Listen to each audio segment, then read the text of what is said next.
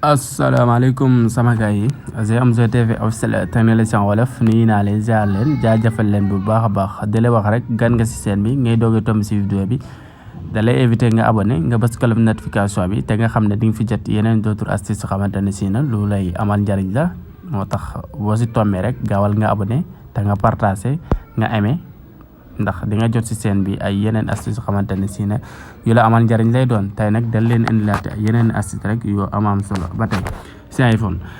astuces yi leen indil boo xoolee première astuce bi maanaam boo xoolee fii nii si appel bi nekk ak savrifier message bi si ginnaaw arrière plan bi boo xoolee si ginnaaw kii yi application yi da nga fi gis benn asaaru arrière plan boo xamante ne si ne bu la neexee da nga si activé bu la neexee nga désactivé ko. Pour loolu nag très facile quoi pour loolu yi ñëw ñu dem suñu réglage rek comme d'habitude léegi suñ cliquer réglage ñu def retourner nii ba ñëw si actiru réglage bi soo ñëwee nii si réglage très facile fan ngay ñëw accessibilité ngay xool ma nekk nii nga cliquer si suñ cliquer accessibilité fan la ñuy xool da ngay avancer nii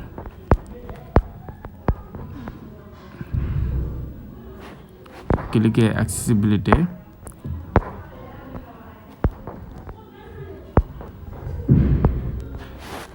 fii deuxième rang bi nii moo nekk afficher les détails des textes nga cliquer si boo si cliquer fii ngay ñëw réduire la transparence moo nekk nii ñu désactiver ko buñ ko désactiver boo xoolee boo ñëwee fii automatiquement li si koy doog a désactiver moo tax mais boo ko activer yow bi dee da nga bëgg par défaut du activer wu mais boo ko activer rek automatiquement nii lay daal di ñëw mu daal di activer quoi mais par défaut day désactiver wu nii mais boo ko activer rek soo ñëwee da ngay daal di ñëw fekk que mu daal di mel nii quoi.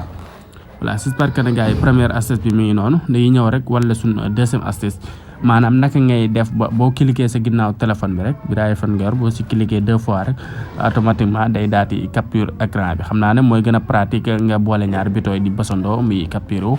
boo bëggee capturer da ngay doo sa loxo si ginnaaw téléphone bi 2 fois rek nga tapé 2 fois automatiquement mu daal di capturer wu yaakaar naa loolu mooy gën a automatique pour loolu soo ko bëggee dañuy demaat suñu réglage ñu wan la ñu retourné wu nii ba si accueil bi bu retourné wu ba si accueil bi bu ñëwee fii fan la ñuy dem encore day ñëw si accessibilité bu ñëwee si accessibilité ni ñëw fii mu defal la touche bu cliquer si bu cliquer touche dañuy avancer nii ba si suuf boo ñëwee fii ba si suuf soo mu tuuf defal la fii touche de la appareil boo ñëwee fii bii si kaw nga ñëw fii mu defal la touche 2 fois léegi boo si cliquer da ngay xool capture écran léegi ñu def capture écran léegi ensuite nan ko fa ñu def retour léegi boo xoolee moo nekk nii si kaw touche 2 fois léegi ñu génn léegi dañuy essayer ñu door suñu kii suñu loxo bi cliquer suñu loxo bi 2 fois si ginnaaw téléphone bi léegi daal di gis mu daal di capturer wu quoi gis nga automatiquement boo xoolee boolewul ñaari bitoo yi bés mais danoo cliquer suñu loxo 2 fois rek bu daal di capture ñu wanaal la gis nga 2 fois yaakaar naa bii mooy gën a pratique kooku si bëgg rek yaakaar naa boo ko activé bii mooy gën a pratique quoi boo dooree sa loxo 2 fois rek day daal di capture léegi naka la ñuy def ñu demaat bi si suuf tamit bëggee boo cliquer 3 fois rek moo ne la appareil photo bi léegi tamit da ngay cliquer foofu si deuxième bi tamit ngeen ni fi appareil photo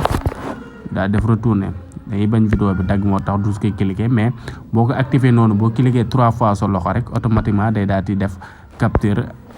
day daal di bii kaw boo cliquer 2 fois daf lay indil capture écran bi bii boo defee 3 fois daf lay indil appareil photo bi yaakaar naa yooyu mooy gën a pratique. voilà j'espère que gars yi astuce bi leer na di leen wax rek ngeen wéy di abonné tey partager tey aimé vidéo yi baax ndax moo ni may doole ngeen ni